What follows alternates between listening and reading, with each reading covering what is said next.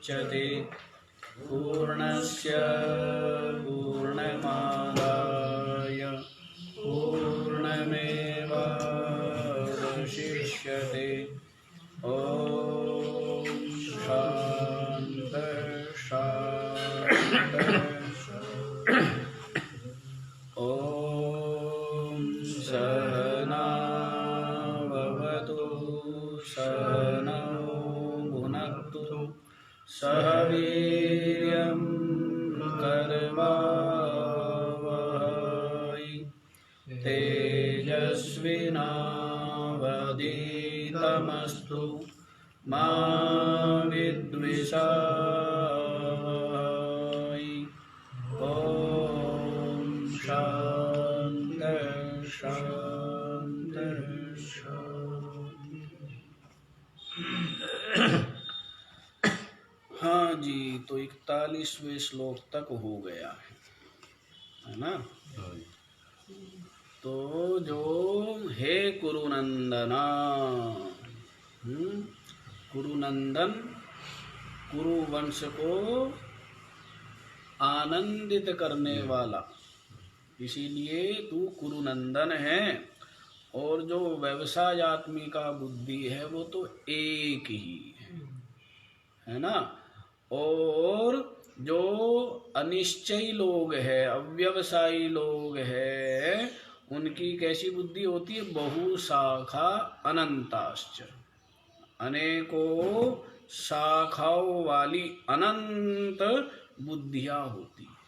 तो मतलब क्या है? मतलब समझ में आया? इसका मतलब समझ में आया?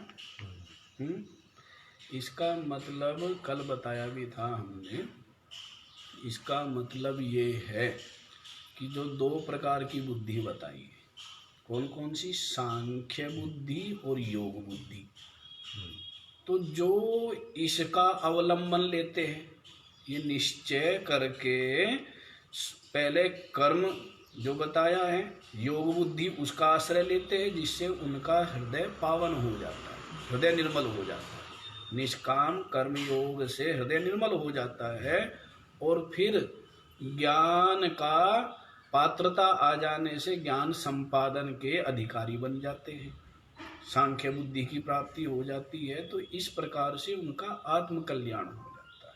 तो ये जो बुद्धि है वो तो क्या है? एक है। निश्चयात्मिका बुद्धि एक है। और ये जो बहुशाखा वाली है, बहुशाखा माने धन की कामना, पशु की कामना, पुत्र की कामना, स्वर्ग की कामना, यश प्रतिष्ठा की कामना। तो ये बुद्धि क्या है? अनिश्चय लोगों में, अनिश्चय लोगों में इस प्रकार की अनेकों अनंत शाखाओं वाली बुद्धियां होती है। समझ आया इसका तात्पर्य? इसका तात्पर्य समझना थोड़ा सा कठिन है, संगति बैठाना। तो इसलिए तो जो निष्काम भाव से कर्म करते हैं और जो ज्ञान योग के अधिकारी बन जाते हैं, ये एक है। मतलब परमात्म प्राप्ति ही जिनकी एकमात्र लक्ष्य है, ऐसी जो बुद्धि है वो निश्चयात्मिका है। और जो सांसारिक विविध प्रकार की कामना या स्वर्ग आदि की कामना वाली जो बुद्धि है वो क्या है? वो तो बहुशाखा वाली अनंत है, अव्यवसायी लोगों के अंतःकरण। तो इसी को आगे फिर समझा रहे हैं। यामिमां पुष्पितां वाचं प्रवदन्त्यविपश्चितः वेदवादरतः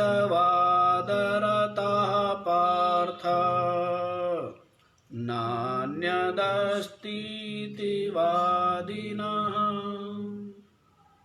याम इमां पुष्पितां वाचं प्रवदन्ति अविपश्चितः वेदवादरतः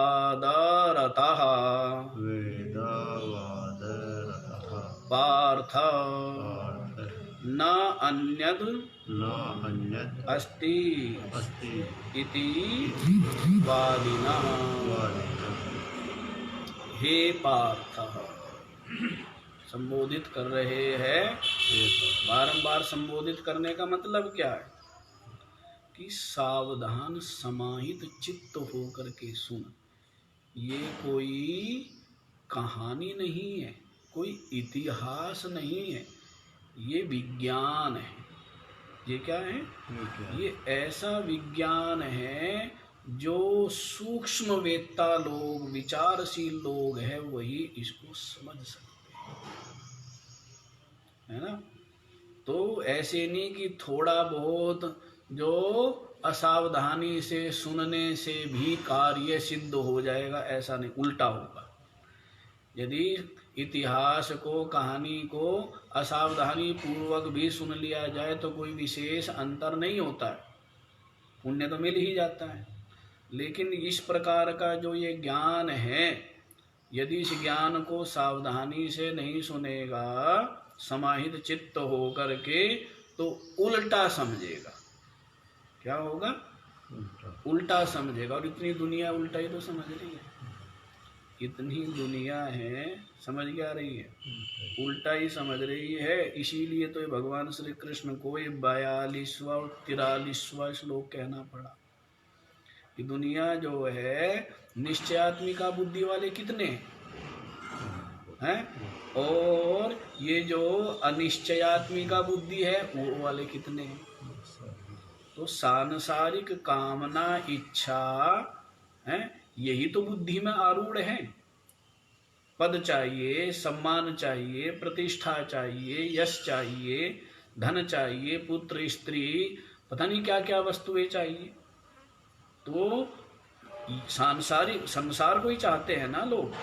तो जो भी संसार की वासना जिसके चित्त में है, वो सब के सब क्या है? अव्यवसायी। और जो निश्चयात्मिका बुद्धि, बस एक ही निश्चय। कितने हैं? कितने हैं? कर्म भी कर रहे हैं, कर्म कर रहे हैं, लेकिन कर्म करते हुए लक्ष्य संसार नहीं। अग्निष्ठोम आदि यज्ञ भी कर रहे, अग्निहोत्र करते हैं, लेकिन अग्निहोत्र करते हुए भी लक्ष्य स्वर्ग प्राप्ति नहीं है। क्या लक्ष्य है? अंतःकरण की पावनता, हृदय निर्मल हो जाए, जिससे कि ज्ञान के अधिकारी हम बन जाए, जिससे किसी संत के चरणों में बैठकर इस आत्म स्वरूप को जानकर, श्रवण कर, मनन कर, निधिध्यासन कर आत्म कल्याण कर सके। ऐसी निश्चयात्मिका बुद्धि वाले कितने? तो इसी को बताते हैं। देखो, हे पार्थ, इसीलिए संबोधन किया है कि भाई समाहित चित्त होकर के श्रवण कर, अन्यथा इनका जो भाव तात्पर्य वो समझ में ही नहीं आएगा, आएगा ही नहीं, है ना। तो देखो, याम इमाम, ये जो याम, ये इमाम, जो ये पुष्पिताम वाचम, पुष्पित वाणी। पुष्पित माने जैसे कोई वृक्ष हो ना, और उस पर कहते पुष्प तो बहुत आए हैं, क्या है? तो देखने में क्या लगता है? सुंदर लगता है। लेकिन वे जो पुष्प है, सार कितना है उनमें? पुष्पों में सार कितना है? क्योंकि पुष्प का अंतिम क्या होता है? पुष्प के पश्चात फल। पहले फूल आएगा और फिर फल आएगा। और केवल फल ही फल रहे, केवल फूल ही फूल रहे, फल ना हो तो पुष्पित मतलब दिखने में सुंदर। ऐसे यहाँ पर पुष्पित का मतलब है श्रूयमाण रमणीय, सुनने में बड़े ही सुंदर लगते हैं, सुनने में बड़े ही मीठी मीठी वाणी लगती है। अरे स्वर्ग की प्राप्ति हो जाएगी, अरे पशु की प्राप्ति हो जाएगी, पुत्र की प्राप्ति हो जाएगी, धन की प्राप्ति हो जाएगी, हैं? इस प्रकार का। और एक चीज और देखो, मोक्ष की चर्चा कितने धर्म कर रहे हैं ये बताओ। मुस्लिम धर्म है क्या करेंगे, यदि इस तरह काफिरों का वध करोगे, ऐसे करोगे तो जन्नत की प्राप्ति हो और वहां पर 70 हूर प्राप्त होगी। तो ये क्या है, यही पुष्पित वाणी है।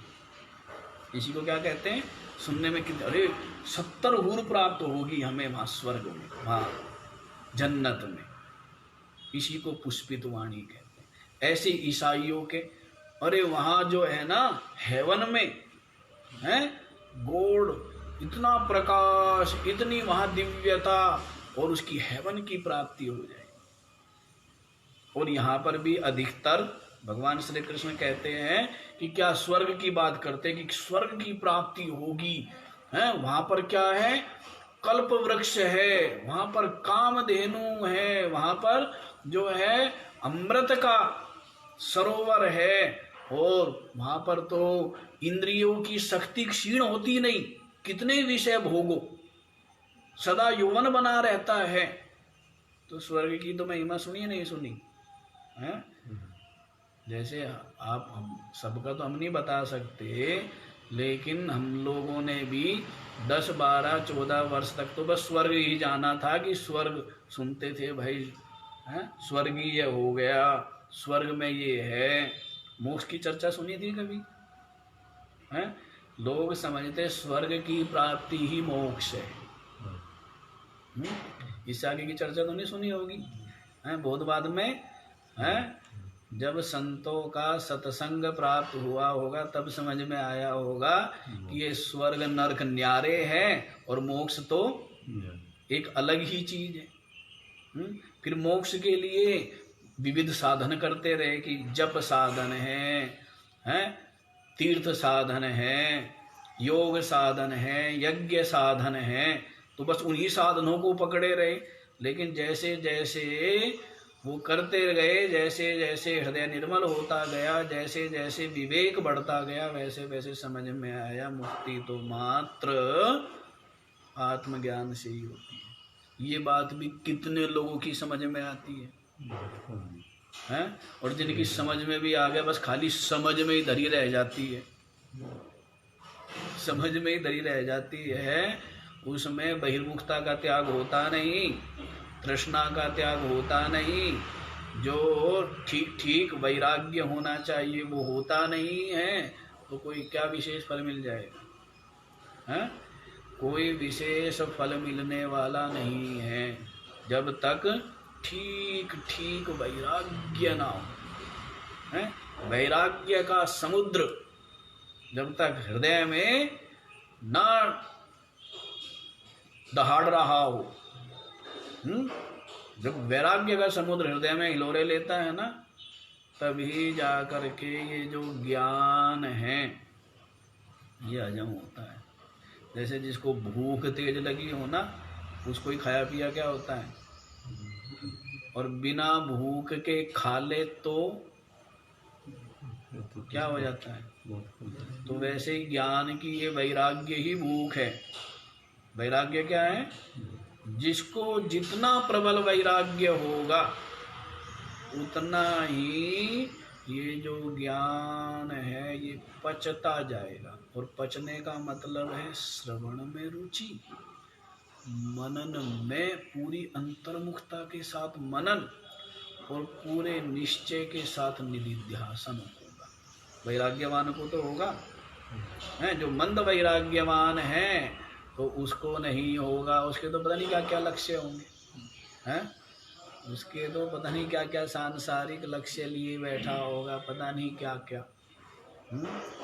तो देखो, इसीलिए देखो सभी धर्मों में किसकी चर्चा है? स्वर्ग नरक की चर्चा है। मोक्ष की चर्चा मात्र यदि है तो यहीं पर है, इस वेदांत में। कहाँ पर है? हाँ, ये तो पहले वेदों में तो छिपी हुई थी, लेकिन इसको प्रकट कर दिया किन्होंने?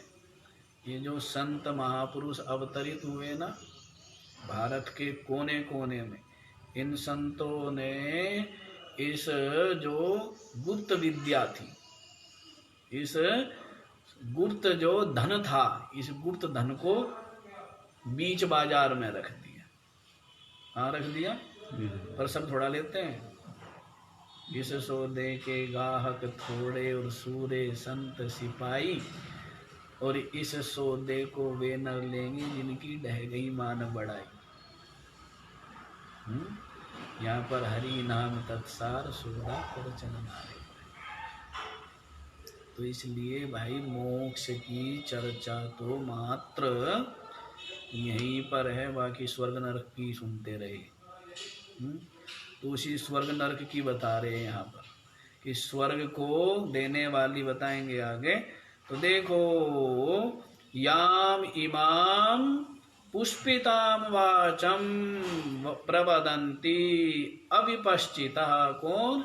ये जो अविवेकी लोग हैं, ये जो अविवेकी लोग हैं, जो कैसी वाणी बोलते? पुष्पित वाणी बोलते हैं। ये जो पुष्पित, बड़ा सुनने में बड़ी अच्छी लगती है, सुनने में, और बड़ा आनंद भी बड़ा आता है। अब किसी को कहा जाए कि बैठ के भजन कर, किसी संसारी युवा व्यक्ति को कहा जाए बैठ के भजन कर, वो कहेगा जी बड़ा टेढ़ा काम है।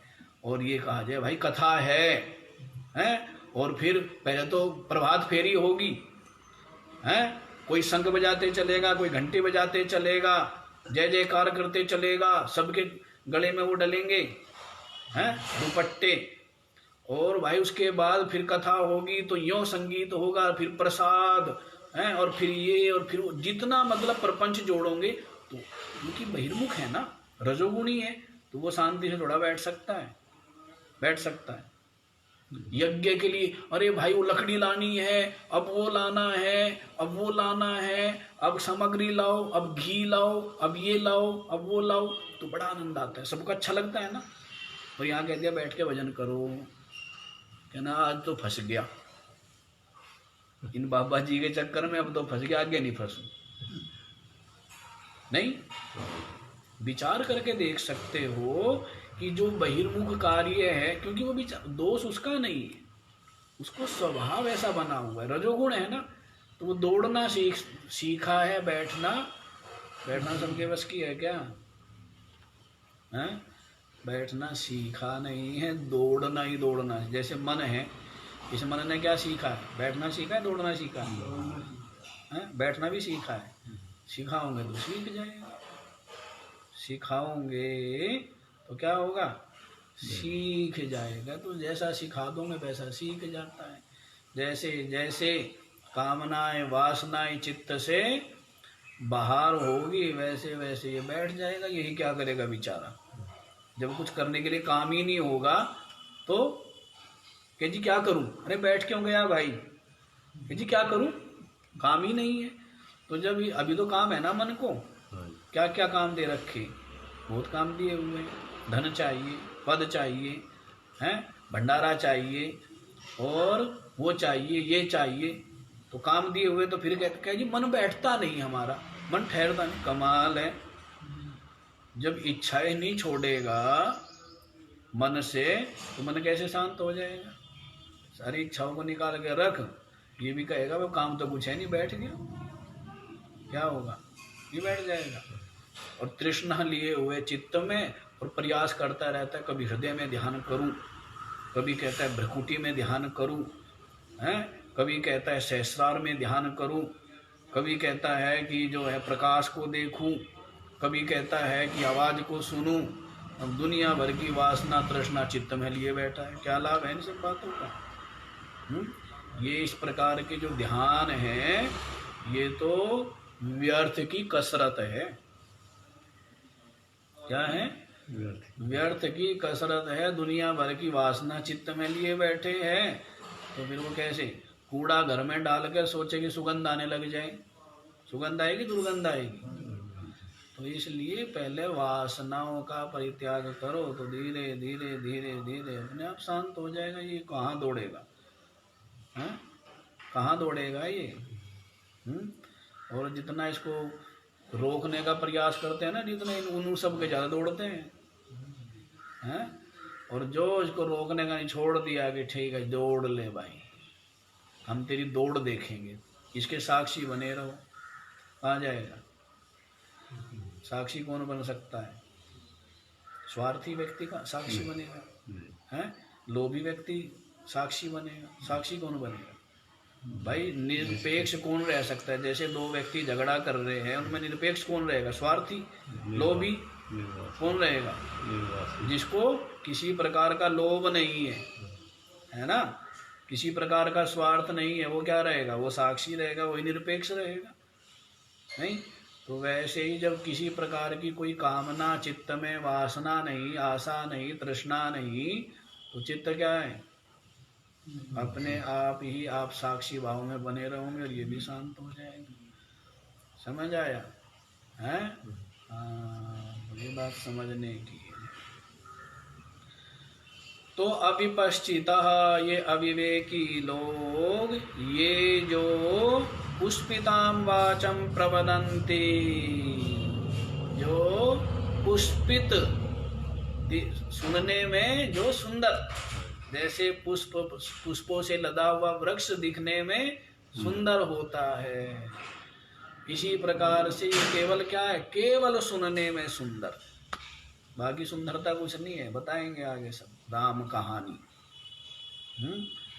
तो दिखने सुनने में सुंदर इस प्रकार की जो पुष्पित वाणी बोलते हैं, वेदवाद रतः पार्थ, हे पार्थ वेदवाद रतः, वेदवाद माने जो अनेकों प्रकार के वेदों में अर्थवाद कहे गए।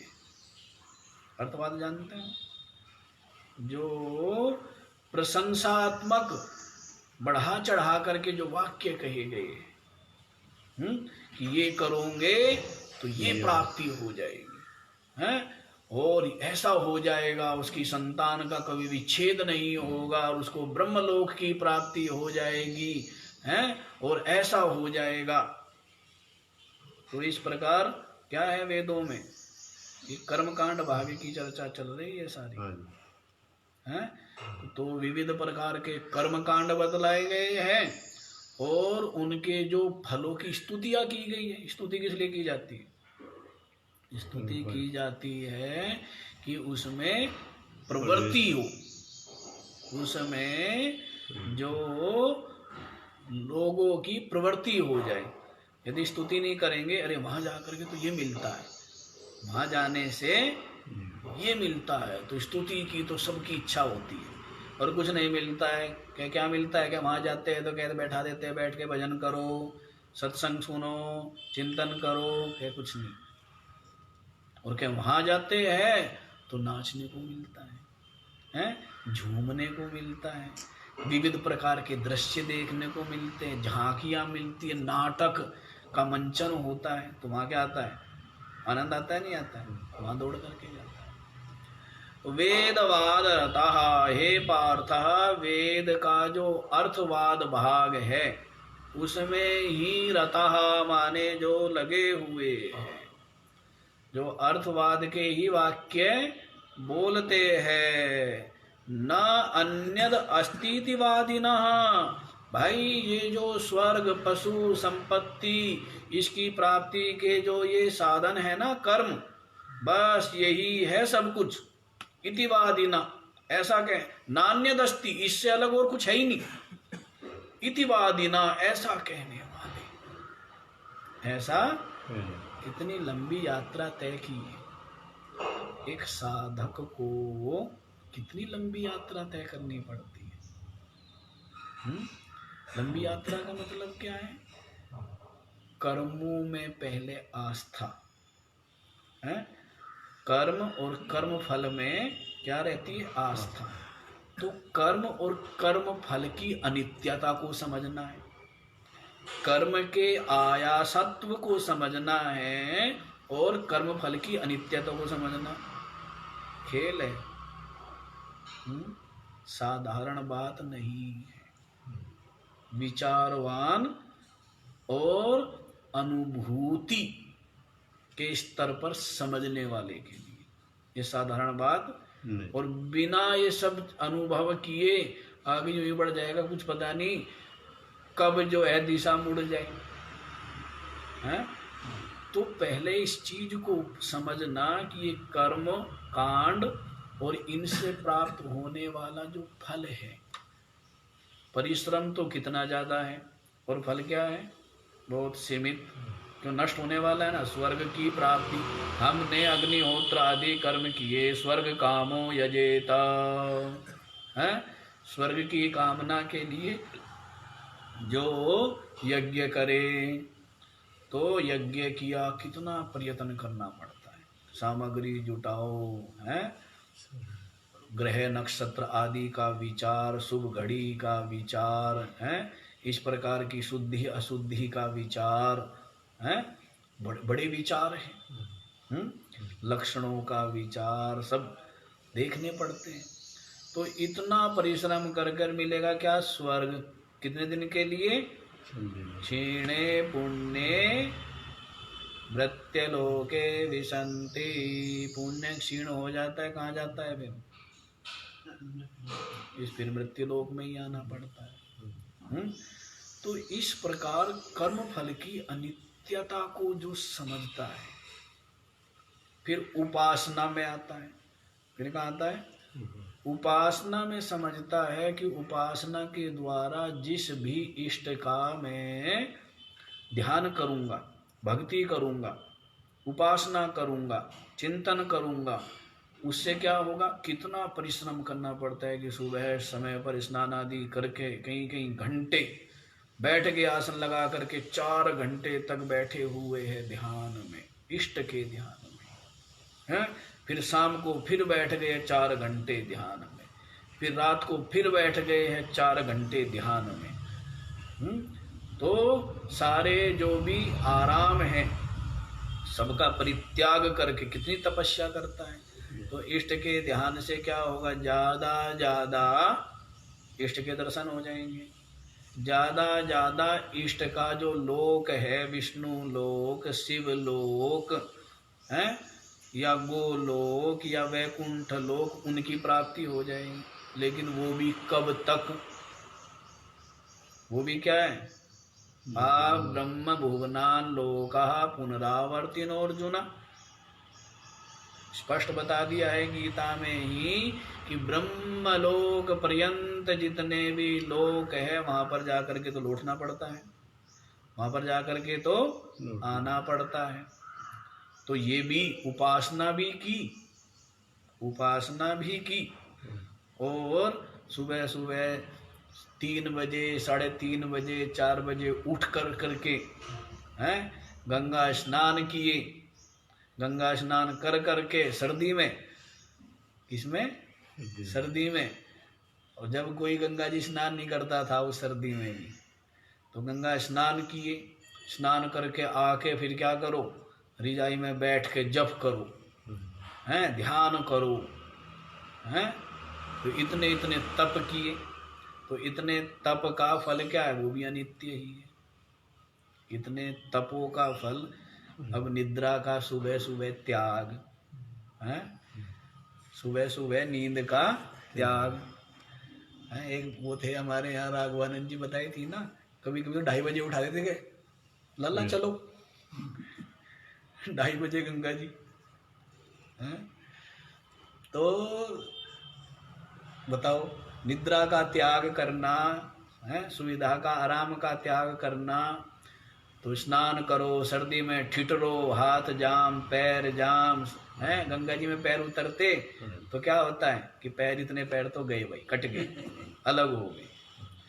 तो इतनी ठंड में तो इतनी उपासना करो, फिर बैठ करके जो है 11 तो माला जप करो, फिर बैठ के ध्यान करो, तो ये सब इतने तपस्या करो, तो उससे भी क्या होगा, अनित्य लोक की ही प्राप्ति होगी। उसके पश्चात, लेकिन निष्फल नहीं है ये निष्फल है क्या, जो निष्फल समझ करके आगे बढ़ जाता है ना, क्या होता है, ना तो उसमें धैर्य आ पाता, ना उसका हृदय निर्मल हो पाता, ना उसका विवेक वैराग्य ही सुस्थिर हो पाता है, ना बहिर्मुखता छोड़ पाता। क्या होता है? कुछ भी नहीं। इसलिए साधन आवश्यक, इन साधनों में रुके रहना, इनको अंतिम मानना, ये अविवेक है। लेकिन ये साधन आवश्यक बहुत है, जरूरी है, क्योंकि यही तो आपको योग्य है बैठना सिखाएंगे। क्या सिखाएंगे? इसके माध्यम से बैठने की आदत पड़ेगी, कि भाई इस तरह बैठ सके, 2 घंटा बैठ सके, 3 घंटा बैठ सके। तो बैठना सिखाएंगे, बोलना सिखाएंगे, रहना सिखाएंगे, चलना सिखाएंगे। सब कुछ क्या है, यूं ही सीख जाता है क्या? है यूं कुछ नहीं सीखता मन माने उससे, मन माने से कुछ नहीं आता है। तो इन सब का फल यही है कि आप इस ज्ञान प्राप्ति के योग्य हो जाएंगे। इन तपस्याओं का, इन कर्म और उपासना का फल यही है कि ज्ञान प्राप्ति की योग्यता आ जाएगी। साधारण बात नहीं है ना? जो बहिर्मुख लोग हैं वो तो समझेंगे महाराज ये तो साधारण बात है, ब्रह्म ज्ञान की चर्चा करो ना। ब्रह्म ज्ञान की चर्चा करो। अरे क्यों खेत को खाली जोतने में लगे हो, बीज डाल दो ना। क्या जोतना है वोतना, क्या करना है, बीज डाल दो, खाली हो जाएगा। क्यों भाई राम के सेवक हैं? नहीं होगा ना, पहले तक भूमि तैयार होगी। तो इसलिए केनोपनिषद में भी आया कृतोपासका नाम। क्या आया है? कृतोपासक, जिसने उपासना कर ली। जिसने क्या कर लिया? उपासना आदि कर ली है, ऐसा जो साधक है। अंतःकरण जिसका विशुद्ध हो गया है, चित्त शुद्ध हो गया है, वही ज्ञान प्राप्ति का अधिकारी है। ज्ञान उसी के हृदय में ठहरेगा, नहीं ठहरेगा ही नहीं, ठहरेगा ही नहीं। वही खोपड़ी खोपड़ी में रह जाएगा, नीचे नहीं जाएगा। खोपड़ी में रह जाता है ना, हृदय में नहीं जाता, बुद्धि बुद्धि में रह जाता है। हाँ जी, तो ये बात समझने की है कि वेदवाद रतः, वेद के जो अर्थवाद भाग है उसमें ही लगे रहते हैं। हे पार्थ, नान्यत, इससे अलग अस्ति न अन्यद अस्ति, इससे अलग और कुछ नहीं है भाई। इतिवादी न, ऐसा कहने वाले। तो मैं कह रहा था साधक कितनी लंबी यात्रा तय करता है, कितनी लंबी। जैसे अर्जुन इस ज्ञान के सुनने का आज पात्र बना है, एक दिन में बन गया क्या? इसके पीछे अर्जुन की जन्म जन्मांतरों की तो है ही, पर इस जन्म की भी कितनी तपस्या है, कितनी साधना। ऐसे अधिकारी बन जाते हैं क्या? रुचि ही नहीं हो पाती, समझ में ही नहीं आता, उल्टा ही समझ में आता है, श्रद्धा ही नहीं हो पाती, मनन निधिध्यासन तो दूर की बात है। तो इसलिए भाई बड़ी लंबी यात्रा है, और ऐसी लंबी यात्रा जिन्होंने तय कर ली वे सौभाग्यशाली हैं, जो श्रवण मनन निधिध्यासन में लगे हुए हैं। समझ आ गया इसका भाव? आगे बताए, कल पूछ लूँ फिर, समझ में आ गया नहीं आ गया तो कल पूछूं ये है? हाँ फिर ठीक है, देख लेना। एक भी नहीं बता पाएगा। हाँ कोशिश करो। हाँ ठीक है, तैयारी कर लेना। आगे देखो जी, कामात्मानः स्वर्गपरा जन्म कर्म फलप्रदां क्रिया विशेष बहुलां भोगैश्वर्य गतिं प्रति। कामात्मानः स्वर्गपरा, परः विसर्ग जन्म कर्म फल प्रदां क्रिया विशेष बहुलां भोगैश्वर्य गतिं प्रति। भोगैश्वर्य गतिं प्रति कामात्मानः। अभी बात आगे चली रही है, हैं? अविपश्चितः प्रवदन्ति, उन्हीं की बात बता रहे अविपश्चितों की, अविवेकियों की। कामात्मानः, बस जो काम स्वभाव, कामना करना जिनका स्वभाव बन गया, बिना कामना के प्रवृत्ति, मेरा इससे क्या मिलेगा, इससे क्या मिलेगा, और बस निरंतर इसके द्वारा ये प्राप्त होगा, इसके द्वारा ये प्राप्त होगा, इसके द्वारा ये प्राप्त होगा, कामना युक्त करते रहते हैं। कामना रहित तो होकर के कुछ भी करना उनका स्वभाव बना ही नहीं है।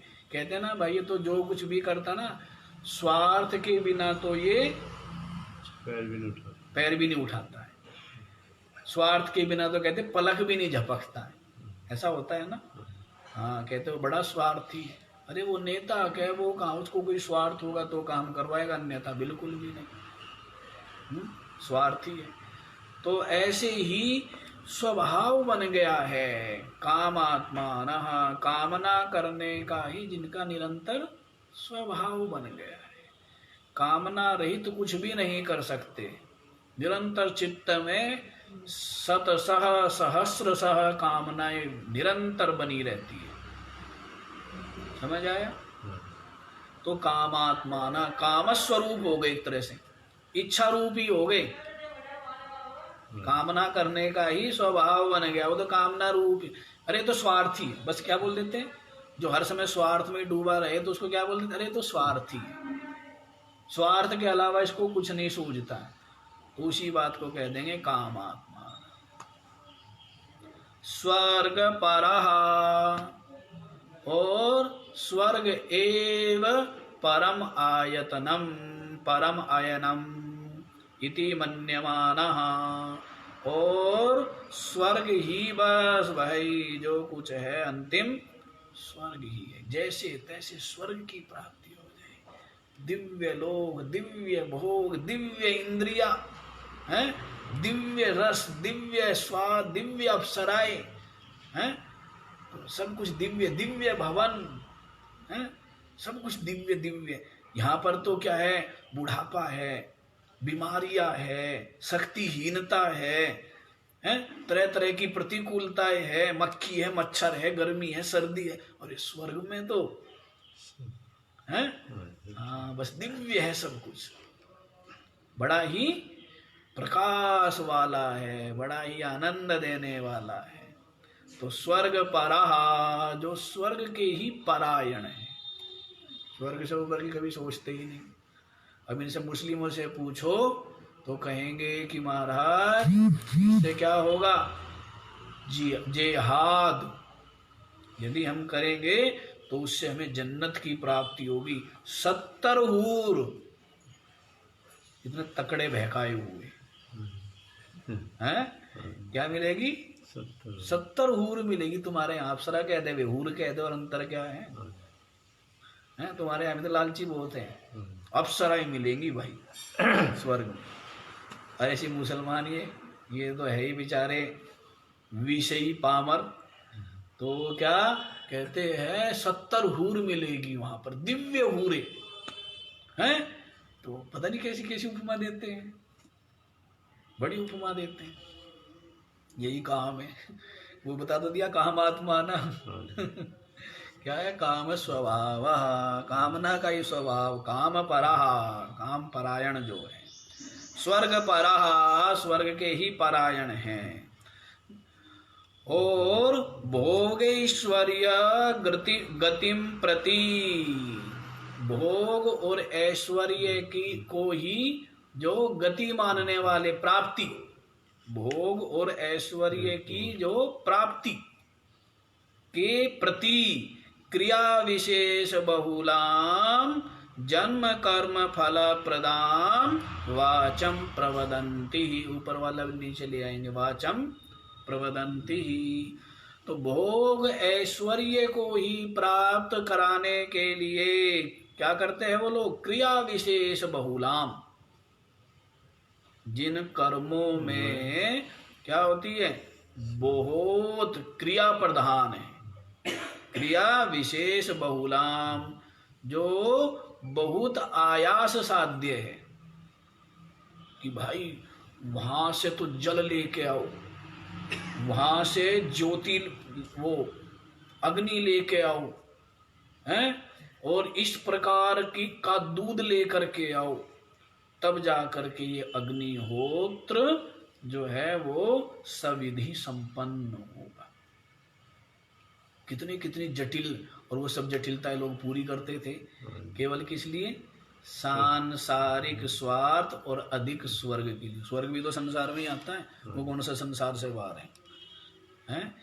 एक अपने आत्म स्वरूप के अतिरिक्त सब कुछ किसमें है, संसारांतरवर्ती ही है। क्या आपके स्वर्ग देवलोक आदि ये सब के सब क्या है, संसार की ही संसरण स्वभाव ही है इनका भी। तो इसलिए भी संसार गति संस्कृति ही है ये भी। इस जन्म मृत्यु का की जो संस्कृति है उसका उच्छेद नहीं होता, तो संसार के अंतर्गत आ जाते हैं सब।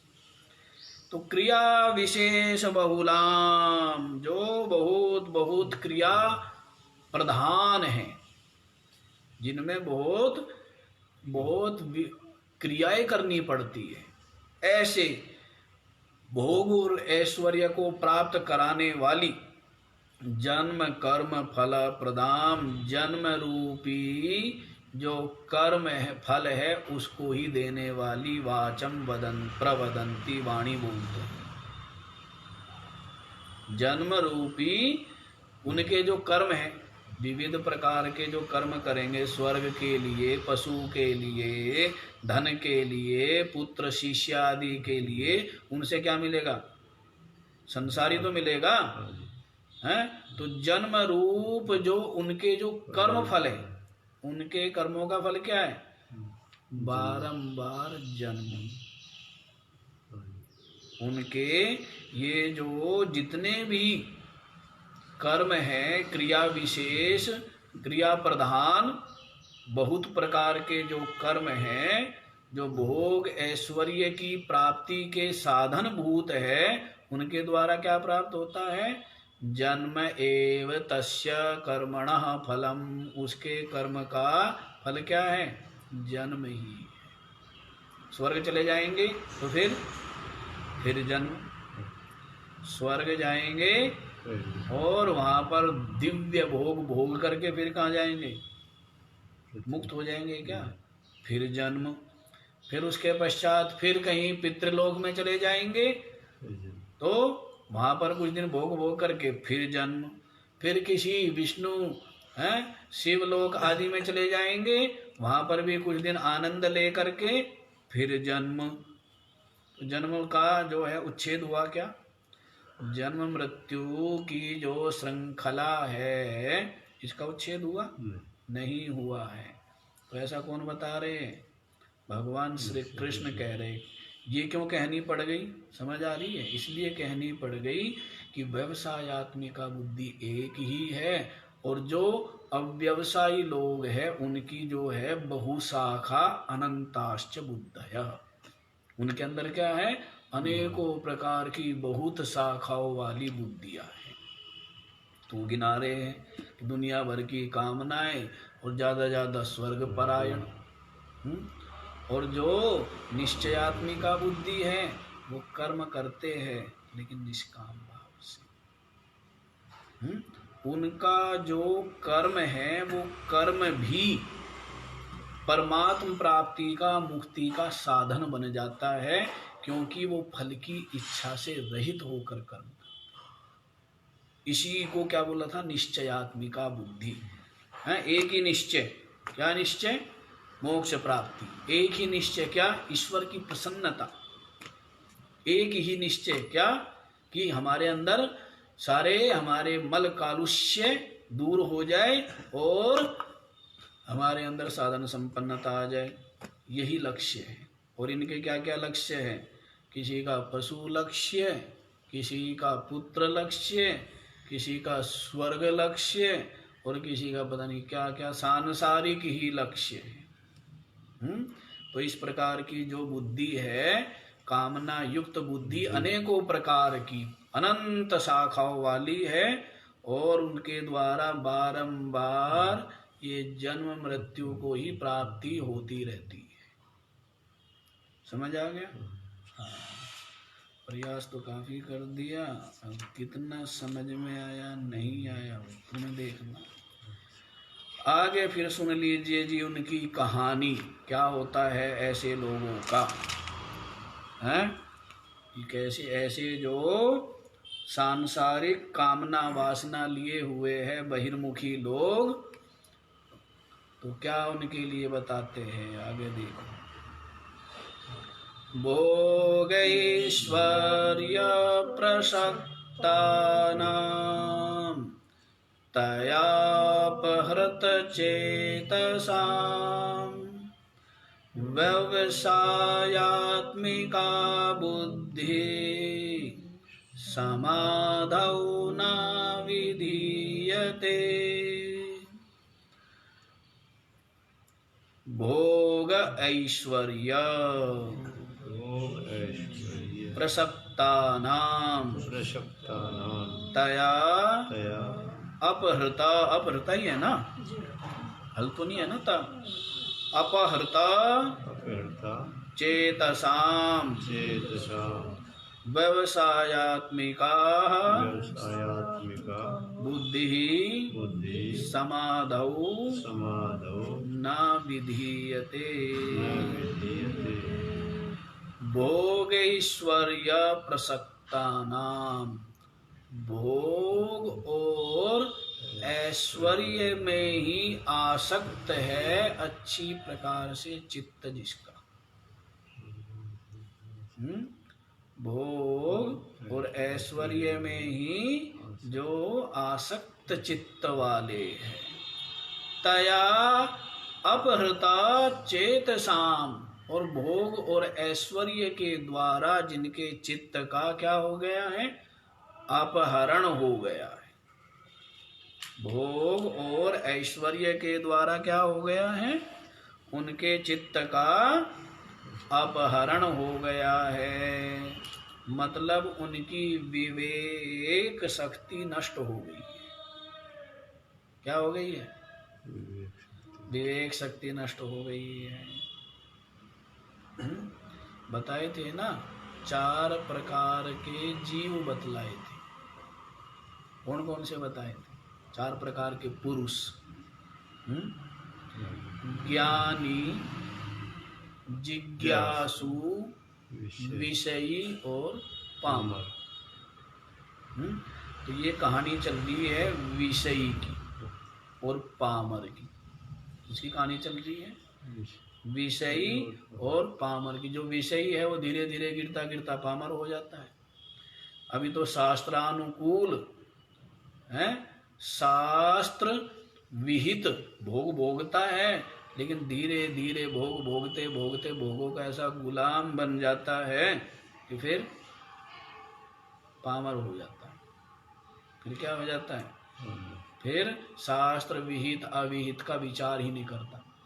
अभी तो व्यक्ति सोचे तो मैं तो शास्त्र विहित भोग भोग रहा हूँ, लेकिन भोग भोगते भोगते क्या होता है? देखा है ना भूतों का पतन है, कि पहले तो जो है शास्त्र विहित भोगों का सेवन करना, लेकिन धीरे धीरे भोगों का सेवन करते करते क्या हुआ? पूर्ति होती है क्या? तृप्ति होती है क्या?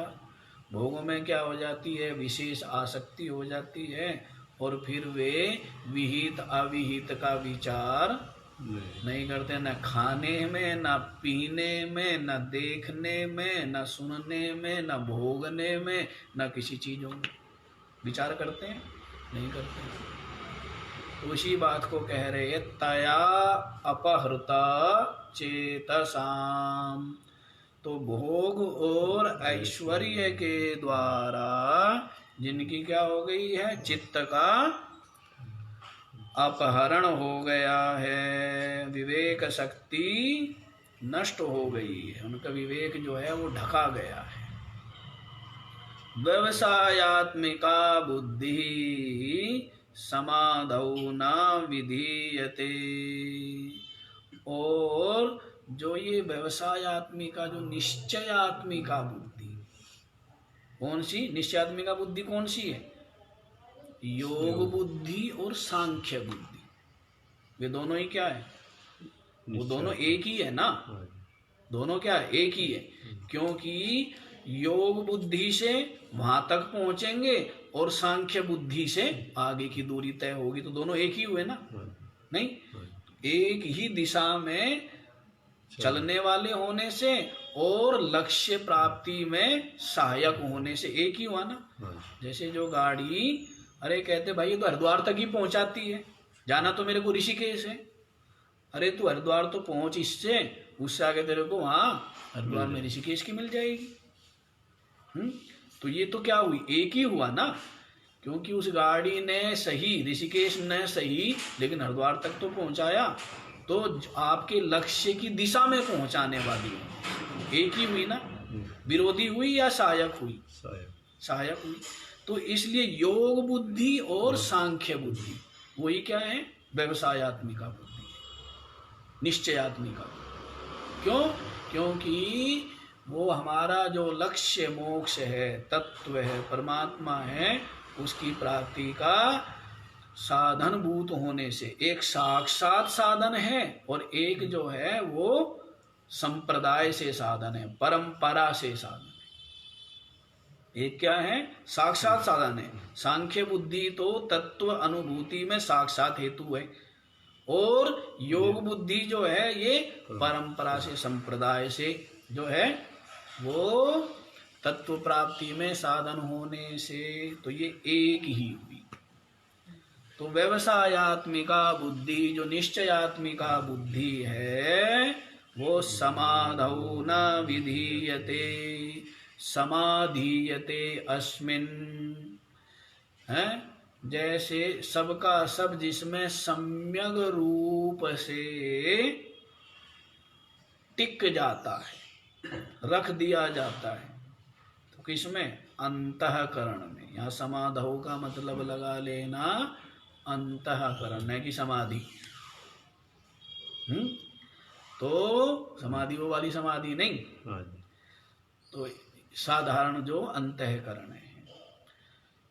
तो समाधीयते अस्मिन्, जैसे सबकी सब इंद्रिया जब विषयों से उपराम हो जाती है तो कहाँ पर सम्यक रूप से स्थित होती है? कहाँ होती है? अंतःकरण में होती है ना। कहाँ होती है भाई? अपनी सारी इंद्रियों को समेट लो और उनको सबको क्या करो? अपने अंतःकरण में एकत्रित करो। तो यहाँ पर समाधौ, समाधि अंतःकरणम, अंतःकरण के लिए कहा गया। तो व्यवसायात्मिका बुद्धि समाधौ माने अंतःकरणे न विद्यते, ऐसा जिनका अंतःकरण है। कैसा? भोग और ऐश्वर्य में आसक्त अंतःकरण वाले, चित्त वाले, और भोग ऐश्वर्य के द्वारा जिसके चित्त आच्छादित हो गया विवेक शक्ति, ऐसा जो अंतःकरण है उसमें निश्चयात्मिका बुद्धि न विधीयते, न भवती, नहीं होती है। जिस चित्त में भोग और ऐश्वर्य में आसक्त है, जिसका चित्त बस निरंतर भोग और निरंतर ऐश्वर्य की कामना, स्वर्ग कामना है और भोग कामना में जिसका चित्त आसक्त है, डूबा हुआ है, ऐसे व्यक्ति की निश्चयात्मिका बुद्धि होती है क्या? न तो योग बुद्धि होती, सांख्य बुद्धि का तो संबंध क्या? अभी दो बुद्धि बता दी ना। हाँ, ध्यान कर लेना, योग बुद्धि और सांख्य। योग बुद्धि है निष्काम कर्म योग, और इसमें ले लेना ध्यान योग भी। योग बुद्धि में बताया था ना पीछे, निष्काम कर्म योग और ध्यान योग या भक्ति योग एक ही बात है, उसको ले लेना। और सांख्य बुद्धि में किसको ले लेना है? ज्ञान योग। ज्ञान। तो ये जो व्यवसायत्मिका निश्चयात्मिका बुद्धि है, ऐसे जिसका चित्त भोग और ऐश्वर्य में आसक्त है, जो कामात्मानः स्वर्ग परायण है, और क्रिया विशेष में ही जो बाहर अटके हुए हैं स्वर्ग आदि की प्राप्ति के लिए, जो इस प्रकार का अंतःकरण जो है उसमें ये व्यवसायत्मिका बुद्धि नहीं होती है, नहीं रहती। समझ आया? किसमें रहती है? बाह्य भोग और स्वर्ग आदि की कामना जिसके चित्त में नहीं है, वही क्या करेगा? निष्काम भाव से कर्म करेगा, वही उपासना करेगा और वही ज्ञान का अधिकारी बनेगा। दुनिया ने तो क्या सीखा है? सीखा तो केवल कामना करना ही है ना, है? किसी कर वाला श्लोक भी सुन लीजिए। अब जो है अर्जुन को सीधा जो उपदेश है ना, आदेश, इतना सारा समझाने के पश्चात क्या कहते हैं, तो उसको भी समझो। त्रैगुण्य विषया वेदा निस्त्रैगुण्यो भवार्जुन निर्द्वन्द्वो नित्यसत्त्वस्थो निर्योगक्षेम आत्मवान्। त्रैगुण्य विषयः विषयः वेदः निस्त्रैगुण्यः भव अर्जुन निर्द्वन्द्वः नित्यसत्त्वस्थः निर्योगक्षेमः आत्मवान्। हे अर्जुन, अब संबोधन कर दिया अर्जुन। बार बार अभी क्या बोल रहे थे? पार्थ, कुरुनंदन, हैं? अभी सोच रहे थे, कभी ये ना सोचे किसी और को कह रहे हैं। अब सीधा कहते अर्जुन। अब सीधा, अब तक तो क्या नाम ले रहे थे? परोक्ष नाम से संबोधित किया। अब सीधा कौन से नाम से? जो उसका लौकिक प्रचलित नाम था उसे संबोधित कर दिया। अर्जुन, हे अर्जुन, त्रैगुण्य विषया वेदः। ये जो वेदः से अभिप्राय यहाँ पर है, वेद का जो कर्म कांड भाग है, वेद का जो कर्म कांड भाग है, जो वेदों का खंडन करने वाले लोग हैं। अब लोग अब तक वेद के कर्म कांड भाग से ही परिचित थे। अब तक कर्म कांड और उपासना, ज्यादा उपासना ज्ञान कांड से परिचित थे ही नहीं। ये विद्या अत्यंत गुप्त थी। ये तो भगवान शंकराचार्य जी ने बड़ा उपकार करके जो भाष्य लिखे हैं ना उपनिषदों के ऊपर, तब कुछ कुछ जा करके ये एक तरह से समझो विद्या जो एक तरह से निर्जीव प्राय हो गई थी, सजीव हुई है। और फिर इसको पूरा सजीव तो कर दिया संतों ने। संतों की ने वाणी में, बोलचाल की भाषा में उस दिव्य ज्ञान को सर्वसामान्य तक पहुंचा दिया कि कर्मकांड की जो यही जो बता रहे भगवान श्री कृष्ण कि निकलो भाई इनकी, उससे इनकी फलाशक्ति से बाहर निकलो। सीमित फल देने वाले स्वर्ग दे देंगे ज्यादा ज्यादा, है ना। और इन जो तरह तरह की जो ये साधनाएं हैं, कोई लक्ष्मी के लिए कर रहा है, कोई किसी के लिए कर रहा है, क्या मिलेगा इनसे? कुछ नहीं मिलने वाला है, संसार ही मिलेगा। मोक्ष चाहिए ना, मनुष्य जीवन मिला है ना, अपने जीवन को धन्य करना है ना, तो उसके लिए तो इस ज्ञान का आश्रय लो। तो सीधा ही बता दिया, गुरु भक्ति और गुरु प्रदत्त जो ज्ञान है उसका चिंतन मनन, बाकी जगह हटा दिया। बाकी जगह से हटा करके सीधा क्या है? गुरु भक्ति। ज्यादातर संत मत या संत पर है, सेवा साधन सब कुछ आ गई है भक्ति में, समझे? तो इसलिए सब जगह से हटा करके तो वेदा से अभिप्राय यहाँ पर जो कर्म कांड भाग है, वेद का जो कर्म कांड भाग है वो त्रैगुण्य विषय। त्रैगुण्य विषया मतलब तीन गुण। त्रिगुणात्मक कौन है? संसार। त्रिगुणात्मक क्या है? संसार। माया त्रिगुणात्मिका है और माया का ही ये सारा पसारा है संसार। किसका पसारा है? माया का। इसलिए वेदा त्रैगुण्य विषय। वेदों का जो कर्म कांड भाग है वो तीनों गुणों का जो विषय रूप ये संसार है, इस संसार को ही प्रकाशित करता है। इसको प्रकाशित करता है वेदों का कर्मकांड भाग, संसार को। स्वर्ग भी संसार में मैंने अभी बता ही दिया है। स्वर्ग या जितने भी लोकांतर है सब के सब किसमें है? संसार में ही। एक ब्रह्म विशुद्ध स्वरूप चेतन आत्मा के अतिरिक्त सब कुछ संसारांतरवर्ती ही है। ठीक है? अरे समय भी हो रहा है, जल्दी जल्दी। तो वेदा त्रैगुण्य विषय। वेदों का जो कर्म कांड भाग है वो त्रैगुण्य विषय, संसार को ही विषय करने वाला है, प्रकाशित करने वाला है, देने वाला है। इसलिए निस्त्रैगुण्य भव। इसलिए क्या हो जा तुम? निस्त्रैगुण्य हो जा। निस्त्रैगुण्य का मतलब है निष्काम हो जा। निस्त्रैगुण्य का मतलब क्या है यहाँ पर? निष्काम हो जा। कामना को तू छोड़ दे। संसार की जो भी कामना है ना, कामना होगी तभी उसकी प्राप्ति का यत्न करेगा। पहले क्या होगी? देखो, सबसे पहले होता है जानाति, फिर इच्छति, और फिर यतति, और फिर प्राप्नोति। ये किसका? ये तो सामान्य बता दिया। पहले ज्ञान जानता है किसी को, फिर उसकी इच्छा करता है, फिर उसको पाने का यत्न करता है, फिर प्राप्त कर लेता है। तो ये तो सामान्य हो गया। लेकिन इसको दूसरा ऐसे करेंगे, जानाति, पहले जानता है। और यदि विवेकी है तो क्या हो जाता है?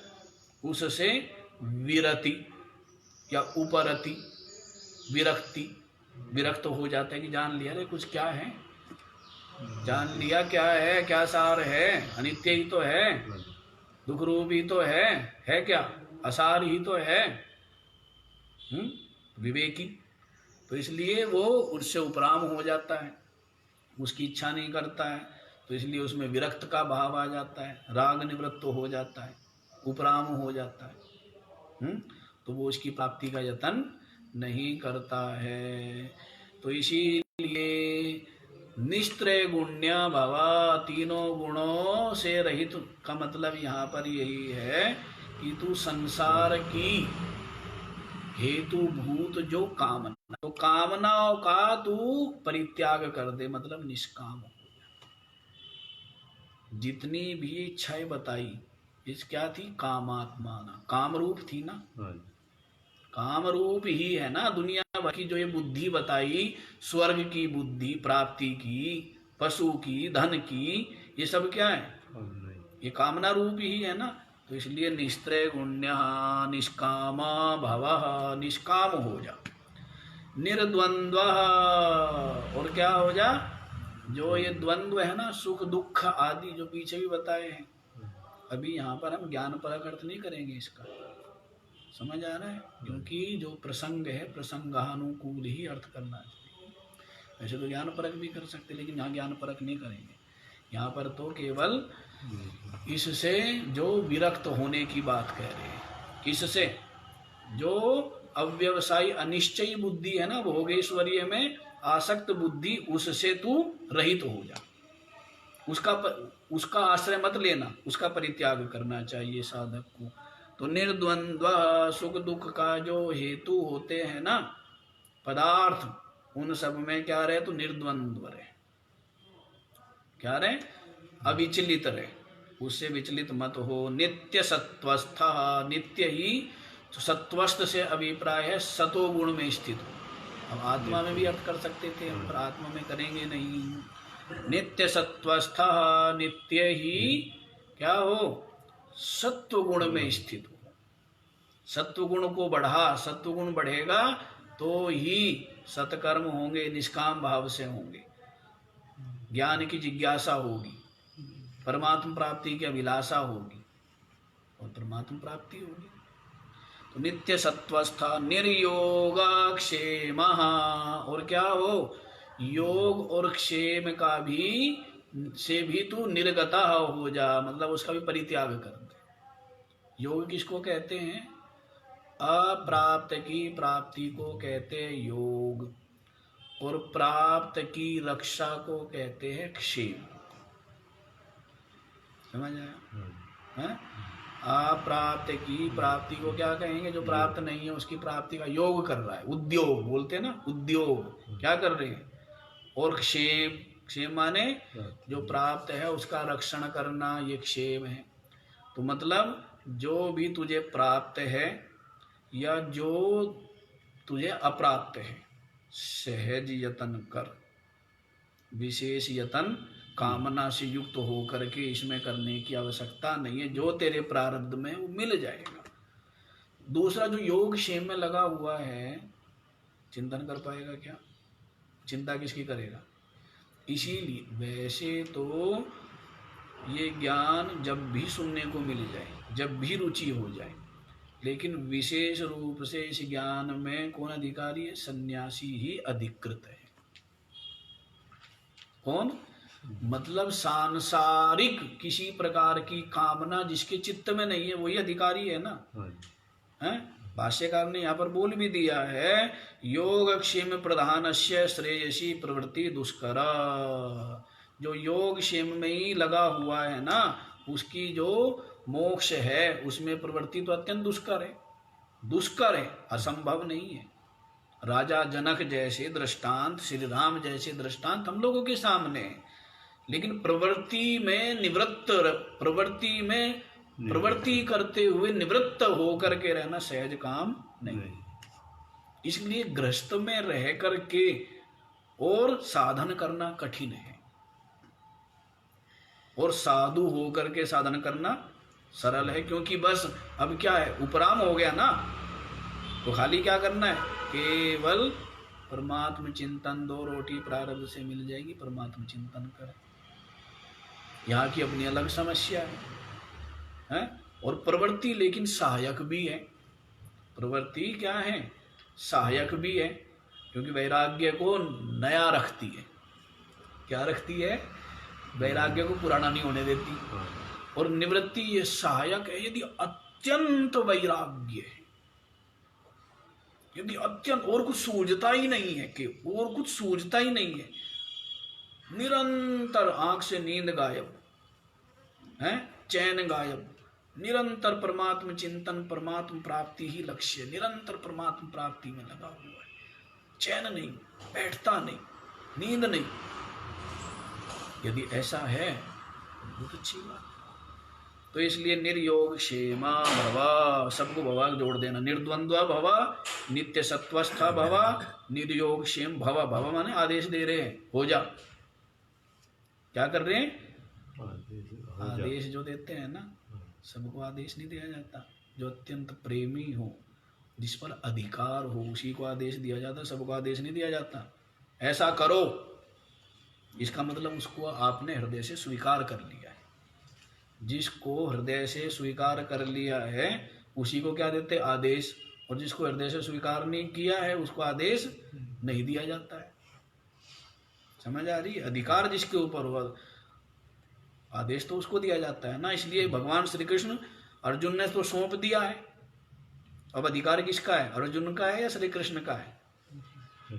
श्री कृष्ण का अधिकार है ना। अर्जुन ने तो कह दिया, शिष्यस्ते हम साधि माम त्वाम प्रपन्नम, मैं आपकी शरण में हूं, आपका शिष्य हूं, मेरे को आप उपदेश दीजिए।